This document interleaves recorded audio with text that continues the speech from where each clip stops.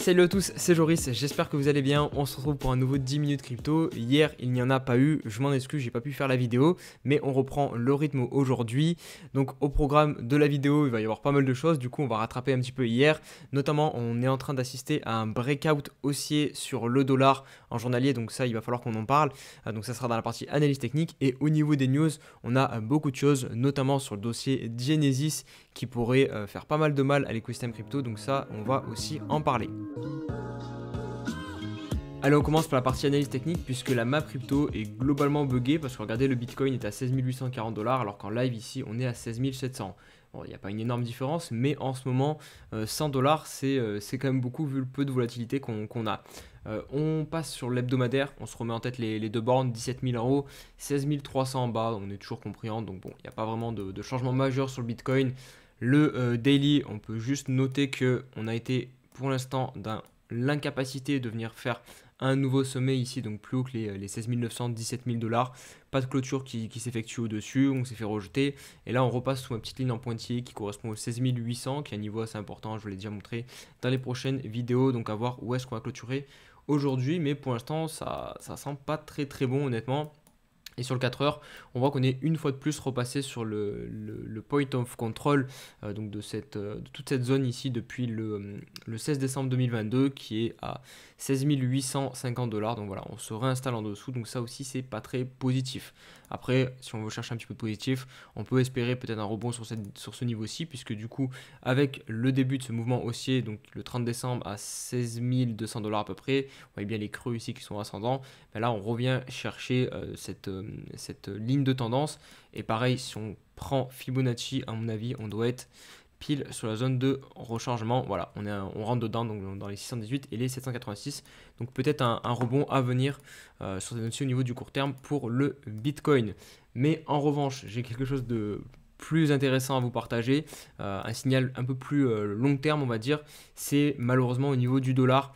On le surveillait beaucoup sur la chaîne et là regardez ce qu'il est en train de nous faire aujourd'hui. Donc déjà hier il a clôturé pour la première fois au-dessus du niveau 105, alors ça reste très léger, donc on peut se dire que c'est pas une vraie cassure, mais malheureusement là aujourd'hui on est en train de la confirmer. Donc encore une fois, on va voir d'ici ce soir où est-ce qu'on clôture, on surveillera bien nos clôtures, mais là, si on clôture dans l'état, eh ben, c'est un breakout tout simplement de cette figure donc, de retournement. Et pour le coup, eh bien, on aurait donc un dollar qui sera haussier pendant les prochains jours et prochaines semaines.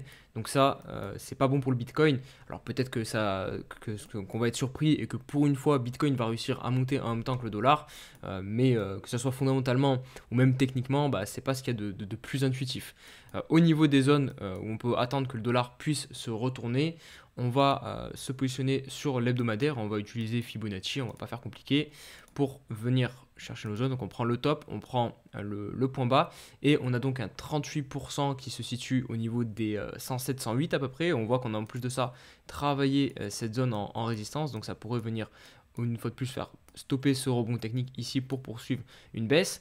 Et sinon après on a les 50% à 109 et enfin la zone idéale donc de retracement pour protéger ce sommet, c'est ici que les vendeurs pourraient se poser avec le meilleur risk reward, c'est entre 112 et 110.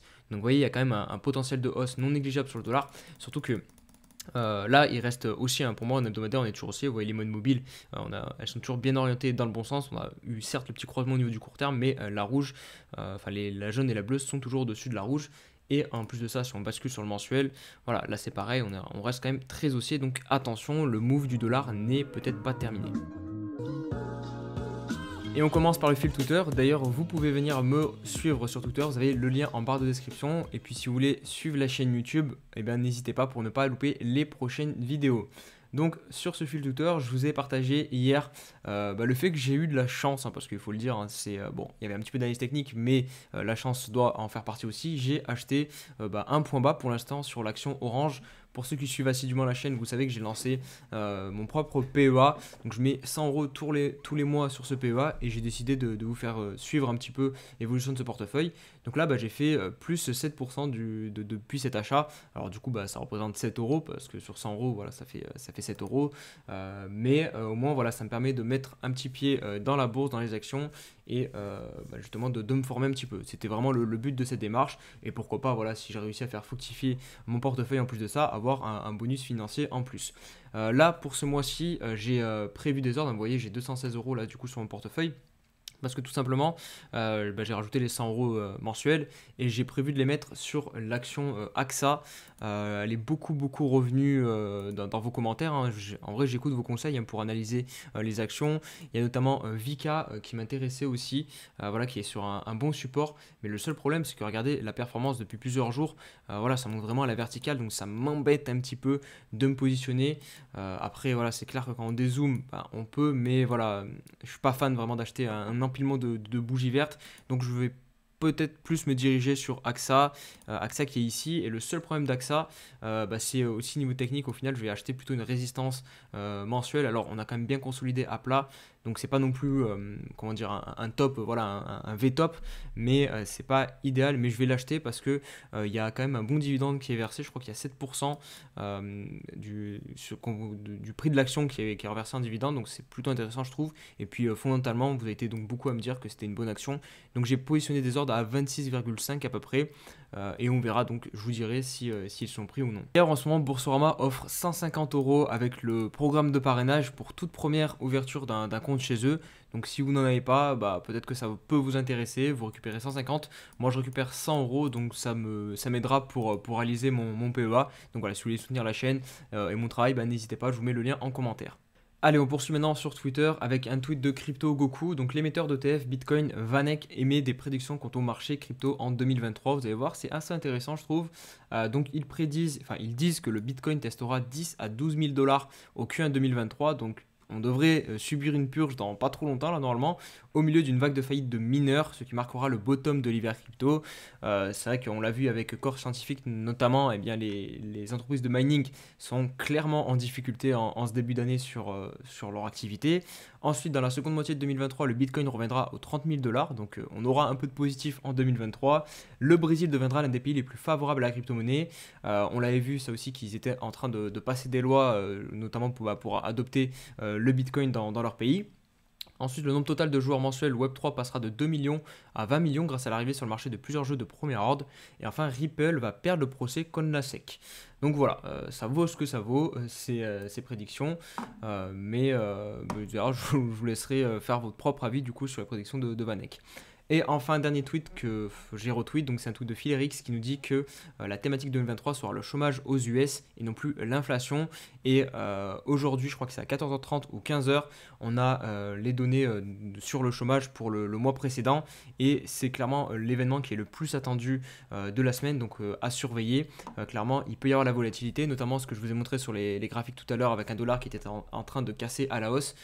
Si jamais, selon si c'est positif ou non les données du chômage, on pourra avoir complètement une inversion de la charte. On pourrait très bien voir le dollar réintégré, Bitcoin exploser si c'est positif pour Bitcoin, et à l'inversement continuer le breakout du dollar et Bitcoin plonger si les données du chômage ne vont pas dans le sens des marchés. Donc voilà, ça c'est clairement à surveiller, ça peut apporter beaucoup de volatilité. Avec l'entreprise Genesis qui continue de montrer de la fébrilité, ça c'est vraiment, je vous l'avais dit, peut-être le futur FTX pour le marché crypto, qui permettra peut-être d'avoir enfin la capitulation sur notre marché. Donc Genesis, c'est une filiale du grand groupe Digital Currency Group qui contient notamment dans ses filiales donc Genesis, mais aussi Grayscale, mais aussi Coindesk. Donc vraiment plusieurs acteurs qui sont importants dans notre écosystème. Et là, donc, on apprend que Genesis va licencier 30% de son personnel et peut-être se placer sous le fameux chapitre 11 des faillites aux États-Unis. Vraiment, ce chapitre 11 là, on va commencer à le connaître par cœur. L'impression que toutes les entreprises crypto commencent à se poser sous ce chapitre. Du coup, pour Genesis, on licencie 30%.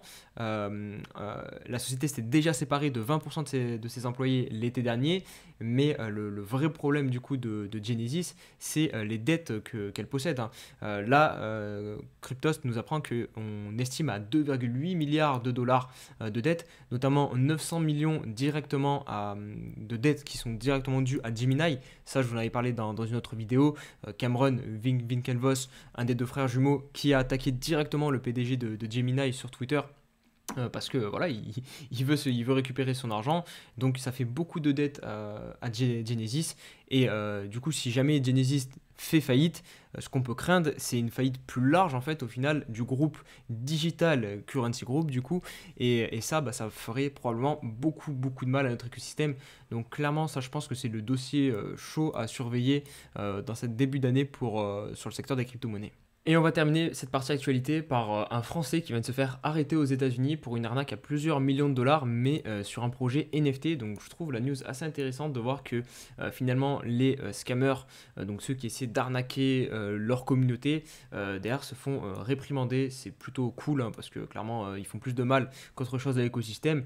Là, c'est quand même une fraude à 2,9 millions de dollars. Ce qu'il a fait, donc cet entrepreneur français qui s'appelle Aurélien Michel, un développeur de 24 ans qui a donc été arrêté hier soir à l'aéroport John F. Kennedy à New York par les autorités fédérales. Donc ce qu'il a fait, c'est tout simplement créer une collection nommée Mutant Hype Planet pour jouer un petit peu sur l'ambiguïté avec la collection initiale des Bored App Club. Du coup, il a joué sur ça et derrière, il a promis en fait à la communauté plusieurs choses, notamment la sortie d'un token, une fonctionnalité de stacking, des vêtements, des goodies, enfin bref, une roadmap bien fournie. Mais au final, il n'y a jamais rien de tout ça qui a vu le jour.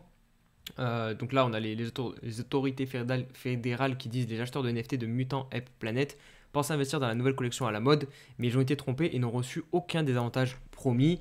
Donc ça, c'est suffisant pour les autorités pour l'arrêter. Et on a Michel qui, lui, a dit qu'il avait effectivement orchestré un rug pull sur une discussion Discord. Donc lui, vraiment, il s'est mis dans la sauce totalement. Il a mis « Nous n'avons jamais eu l'intention de faire un rug pull, mais la communauté est devenue trop toxique ». Donc entre guillemets, c'était pour punir la communauté que du coup, ils ont décidé de ne pas aller au bout du projet. Donc voilà, en tout cas, plutôt intéressant de voir cette arrestation et que finalement on n'est pas non plus libre de faire toutes les arnaques qu'on veut en crypto. Au bout d'un moment, on peut le payer. Et on termine par mon portefeuille. Alors toujours pas beaucoup de mouvements, mais mine de rien, il reste plutôt à la hausse. Alors que vous avez vu, le Bitcoin est plutôt descendu, mais c'est tout simplement parce que j'ai quand même 50% de mon portefeuille en stablecoin et en stablecoin dollar. Et ça, par contre, vous l'avez vu, le dollar en ce moment est en train de prendre de la valeur. Donc forcément, vu qu'ici mon portefeuille est affiché en euros, et ben je pense que c'est ça qui le fait monter ou du moins se maintenir et ne pas perdre trop d'euros.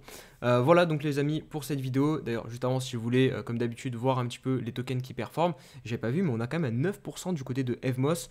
Allez, je vais vous le passer rapidement, on terminera comme ça la vidéo parce que je sais qu'il a posé un petit bottom au niveau du daily.